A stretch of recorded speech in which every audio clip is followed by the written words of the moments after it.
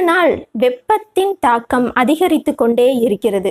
அதற்கான காரணம் என்ன அப்படிங்கிறத முதல்ல பார்த்துருவோம். நம்ம இயற்கைக்கு மதிப்பு கொடுத்து நடந்தாதான் இயற்கையும் மனித இனத்தை மதிக்கும்.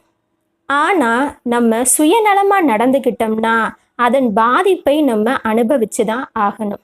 மரம் வளர்க்கணும், அப்பதான் இயற்கையை பாதுகாக்க முடியும், பூமியை வெப்பத்திலிருந்து காக்க முடியும் அப்படின்னு நம்ம எல்லாருக்குமே தெரியும்.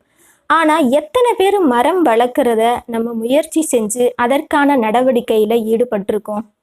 எல்லாராலையும் மரம் நட முடியலைன்னா கூட பரவாயில்ல, இருக்கிற மரத்தை வெட்டாமையாவது இருக்கணும். இருக்கிற மரங்களை நம்ம முடிந்த அளவு பாதுகாக்கணும். எந்த ஒரு முயற்சியும் நம்ம எடுக்கிறதில்ல.